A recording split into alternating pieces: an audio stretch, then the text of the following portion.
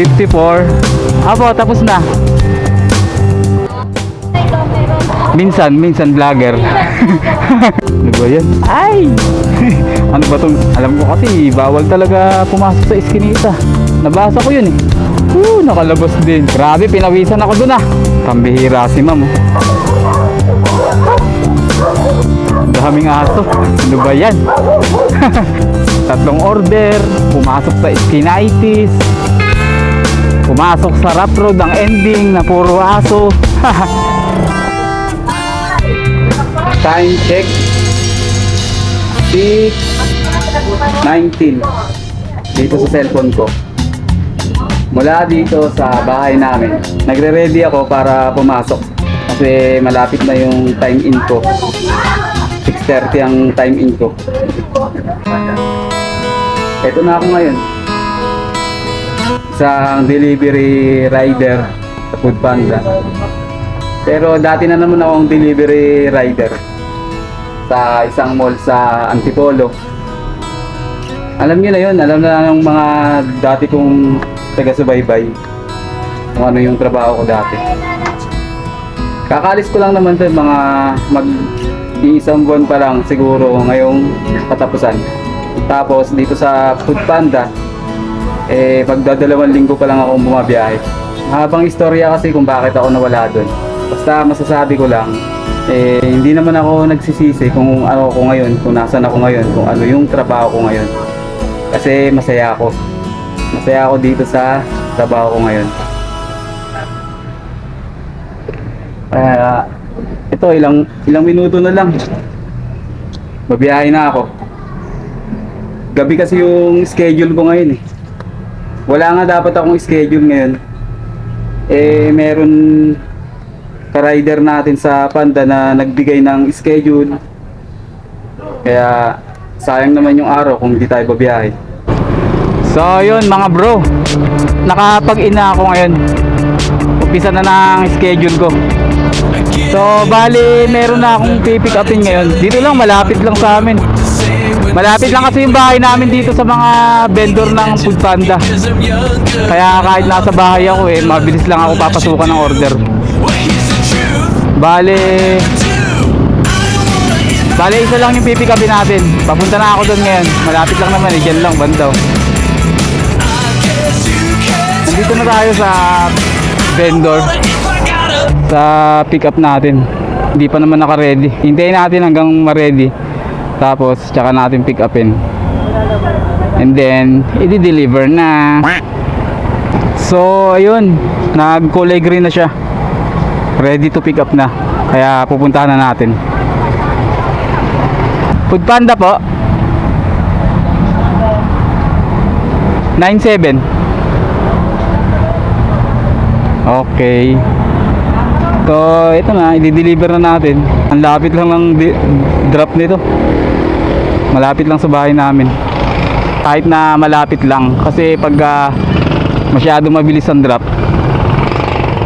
magkakaroon daw yun ng tawag doon. English yung sinabi niya, suspicious. Basta ganun. Kailangan daw at least 5 minutes ko bago i-drop. So magdadahan-dahan lang tayo kahit di tayo magmadali. Total malapit lang naman yun. Pwede pa tayong bumili. Bibili muna ako dito sa tindahan. Bibili tayo ng secret. Target locked. Kilala kong kaliskis mo, oy. Pabili po. Tumingin ka sa aking mga mata. Yahoo! Camel red, 3. Naglagpag sa ilalim mo.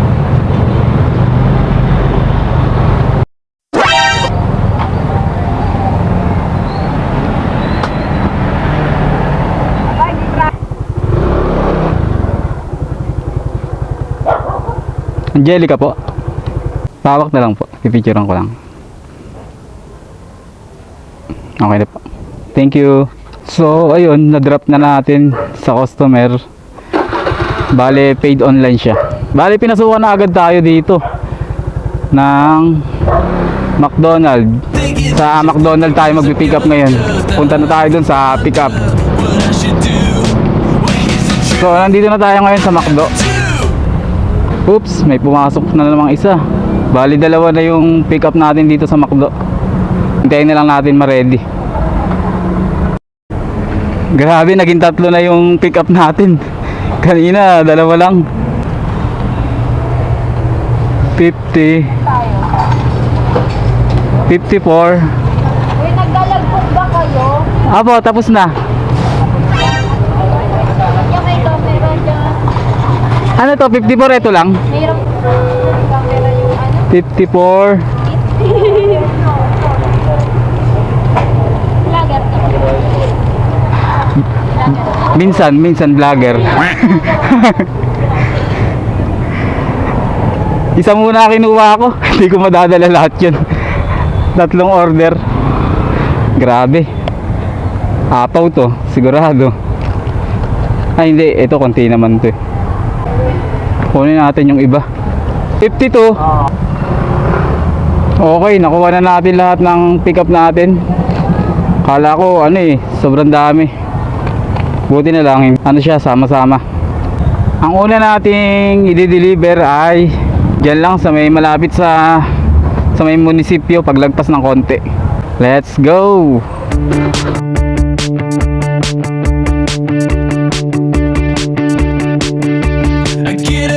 Hello po, Food Panda po.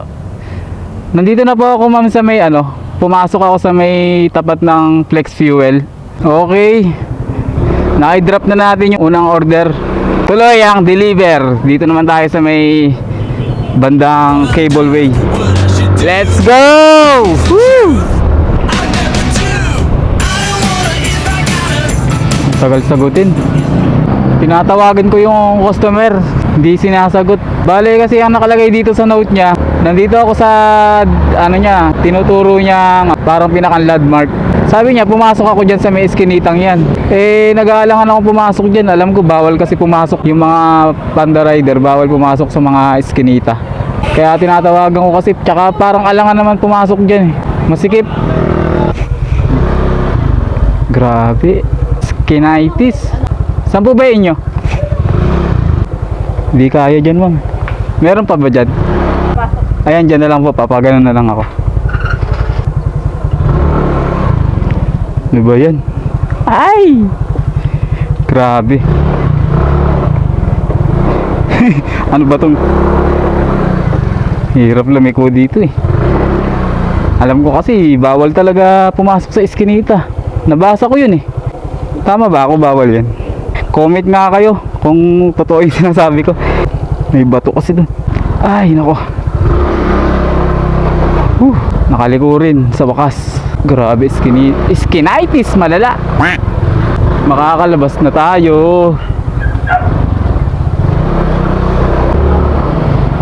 Nakalabas din.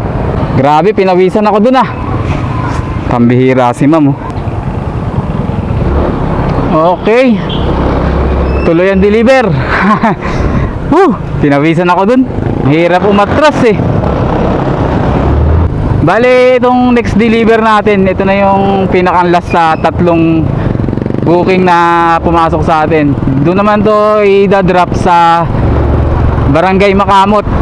Malapit lang, paglabas natin ng highway, tapos sa may waiting shed sa kanto. Pagkalagpas ng gasolinahan, dun lang banda, malapit lang din.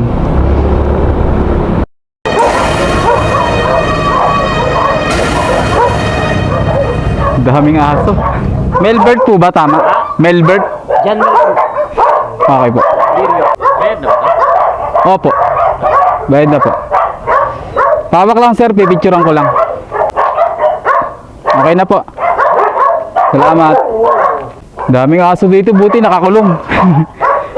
Yung mga aso, buti nakakulong. Hindi, kahit naman nakawala mo. Ano ba yan?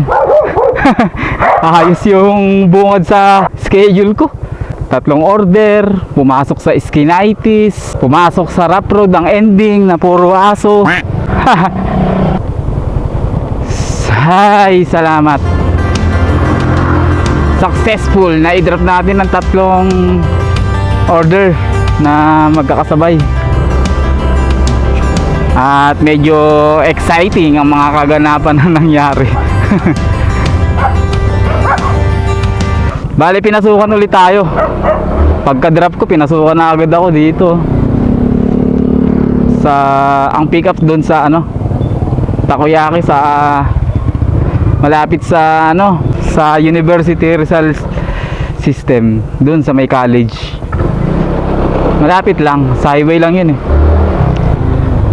So yun na nga, gaya ng sabi ko sa inyo, ito na yung trabaho ko ngayon. Di ako nagsisisi kung paano ako napunta dito sa trabahong to, dahil ito naman talaga yung gusto ko eh.